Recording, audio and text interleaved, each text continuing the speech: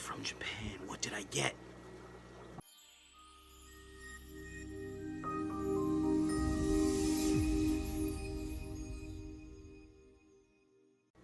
Alright, fishy folks, we are back from Japan. Pretty much time acclimated. Well, we'll see tonight. As long as I don't turn into a complete a-hole, I'll say that we're time acclimated. But anywho, as I spoke about on my live stream Thursday, the day I got back, I did buy two things in one of the fish stores I was in. I try to buy something in every fish store because it is kind of creepy if you're just there for, 45 minutes filming and you don't buy anything. Unfortunately for the smaller of the fish stores, they didn't really have anything. I mean, they had some food, but nothing really different. They had their own brand of food, but from looking at the ingredients and trying to translate it, it wasn't all that great, so I wasn't going for it. But the second fish store that I went to, the first one that I published, the much bigger one in Ginza, I did buy killifish food and a filter. And the killifish food I bought because it's the perfect size to feed guppies and guppy fry, and actually all fry. It's tiny, and it's got 54% protein, and that's pretty cool. Also, if I translate it correctly, it's got some sort of color enhancing capability,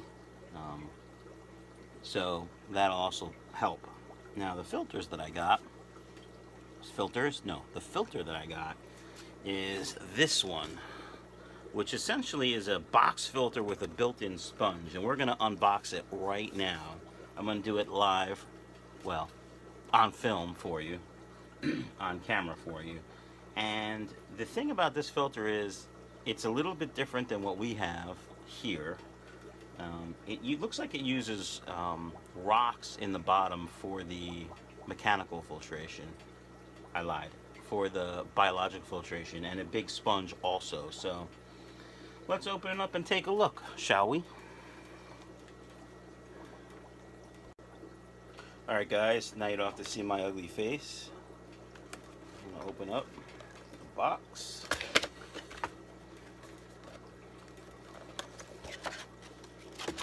And so there's the box. There's a thicker piece of cardboard at the bottom to hold the box together. That's it. It's got rocks. It's got a piece of paper stuck in there. Let's see how we open it. I think we squeeze this. Yes. This cartridge comes right out. It's pretty thick foam. And some instructions in Japanese, and it says, I have no idea. No. It looks like it tells you, I don't know if you can see that, it tells you to put this side up. There's carbon in there, which I guess I didn't really realize because I don't really care about carbon, but that's in there. There's a couple of rocks stuck. So these rocks probably are just a weighted base. Here's your mechanical and biological. Here's your chemical. I guess. I don't know. And then this goes like that. And then this goes like that. Don't break it. And then your air line goes there. And alright, I think I got it. My only concern was the airline wasn't going to be the right size. No, it's perfect. So it's a sponge box filter. We're going to put it in a tank and see how it does. I can't imagine it's any different than any other sponge filter or box filter, but they did sell replacement foams, but I would just clean mine out. And I'm going to have to see if I can do without that carbon, or maybe, let's see, what if I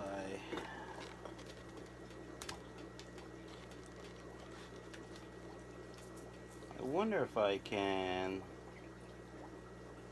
well, that's interesting. It says up on the bottom, but that's not up according to the directions.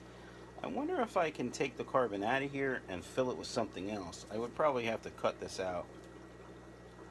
Yeah, that's interesting. I think that's what I'm going to do. Obviously not right now when the carbon has expired in a couple months. If you have filters with carbon in it, just know that the carbon loses its usefulness. Say that 3 times fast. After a certain amount of time, and once it does that, I think this goes like this. Actually, sorry, I'm all. Oh yeah, look at that. Once the carbon loses its usefulness, it does start to release all those toxins it took out. So you got to be careful. You can't just leave it in there forever. I'm going to save the box, and it looks like here you can put an extension tube on it, probably to help. I wonder how much it helps with the suction. Looks like here it's telling you in Japanese, and I don't know because I'm not reading and I'm just guessing, that, you know, make sure your plug is higher than the water. Here are the instructions. Probably if I read them I would have known all this stuff, but that would involve translating, and I didn't feel like doing that.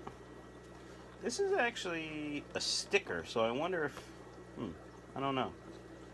I guess they changed them. Made in Thailand. I didn't see that before I got it. I try to buy stuff made in Japan, but I wonder if you can get these here. And if you could, how much they are, and how much better they are. 3-stage filtration, that's what that means. Alright, shall we get it in a tank, fishy folks? Now, where do we put it? Obviously we're not gonna put it we're not gonna put it in a tank without a filter. I suppose I could put it in this tank, which I guess you're wondering what that is. I got some new fish, which we'll talk about another time. Can you see them? You can barely see them. We'll talk about them another time. Alright, let's get this in the tank, shall we? Alright, fishy folks, we put it in the blue neon tank with the ginormous pleco. And we did that for a couple reasons. The first, and probably the most important, was the easiest. The second, it's easy to film, it's out in the open, you guys will see it on the live stream. And third, the tank is a little overstocked. I do have a ginormous sponge filter, and there is a ton of Java moss sucking out nitrates, but I figured overfiltration is never a bad thing. I'm getting a little distracted because there's an Endler in here with a lower sword tail, which is pretty damn cool. I'm also getting distracted because right behind the Michael's Fishroom sticker is a suction cup, which I'm supposed to give to my friend, family member that has that 56 gallon. Anywho, back to the video. So another reason I put it in here is because I want to see if it'll suck in any Java moss down here. There's holes all on the bottom. They're pretty small. I am a little concerned about fry possibly getting sucked in there, so we'll have to see how that plays out. So I think that's it. It's now Saturday the 17th. Next Sunday's video, which I'll probably film next Saturday, I will definitely go ahead and do an update on it as part of whatever video I do, so you guys can see, you know, how dirty it is and if there's any pros or cons that I can see so far. And I guess we'll see how that goes. I'm not really sure if I love the filter now that I've opened it and put it in a tank. It was 1,300 yen, which is about $11.70. That's probably about right for a filter like this, but I'm cheap. I like the do-it-yourself sponge filters that I can make for $3, you know, or regular sponge filters that you can buy for like, you know, $4 or something. That's just, you know, that's just how I am. Now, you might like how this looks. I don't know. They didn't have it in all the nano tanks that I saw. They had little tiny hang on the back filters or little tiny internal filters. I only saw these in local fish stores in bare bottom tanks. And I think that's because that's how they skate them. I don't know why you couldn't put it in a tank with substrate. Assuming it wasn't sand, it wouldn't get sucked in the bottom holes, but that's just me hypothesizing. That's a good word. that's the word of the day. Hypothesize. An educated guess. Alright, I think that's about it. I do have some other stuff to show you in the fish room. Real quick, let's just talk about my auto water change system. So, I don't know if you've been paying attention to this. Most of you guys don't seem to watch these videos, but I have these solenoids up here, and some of them, there's 3 of them for 3 different zones, were staying open a little bit. I took them apart, I cleaned them, I did everything I was supposed to do, and I still couldn't get them fixed. So I just brought them back to Lowe's and warranted them with new ones. Now these are slightly different. They do have a, I think a pressure compensating valve it's called. It's just a tiny little set screw, but other than that, they're pretty much the same, slightly different body shape. But so I removed all the solenoids, and I added these new ones in. I also added see if I can't blind you. I also added a union right there, and what a union is you can uncouple it, so you don't have to cut the pipe. And I had a union there, and I had a union there, but that was the first zone I made, and I didn't even think about the union. So unions are kind of expensive when it comes to PVC. You know, you can get like an 8-foot length of half-inch or 3/4-inch PVC for like under $3. That union was over $4 alone. The other thing is this. Whoa, there's a ball valve here. It basically looks like this, except I pulled the handle off because it sort of was broken. So I had to cut this out because I wanted to make sure it was stuck open. I mean, it was open. I wasn't getting any water to these manifolds. So I cut it out, and my plan was to replace it, but here's a reducer piece. It goes from 3/4 to 1/2 inch. You can't see. It goes from 3/4 to 1/2 inch. And I didn't have one of those in stock. And I didn't feel like going to the store this morning and waiting, so I just reused this old piece and made sure this was stuck open. The other thing I noticed is there's a cracked tank back here. And I'm pretty sure it happened while I was messing with this. This manifold was leaning up against this. I'm sure that caused pressure and it cracked. It's not leaking, and I do have to replace it, but to be quite honest, I just shut my phone off. But to be quite honest, it's not high on my to-do list right now. Basically, if it leaks, it's going to leak about 3 or 4 gallons on the floor and into these tanks, and that's going to suck, but it's not the end of the world for me, at least. So I have many other projects to work on in the fish room, and that isn't one that I'm going to be paying too much attention to right now. I think that's about it for now. Alright, fishy folks, I hope you like that. Do me a favor, smash the subscribe button if you haven't. Gently caress the notification bell, and perhaps just press the like button.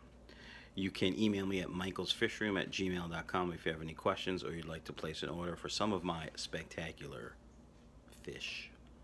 Stay fishy, folks.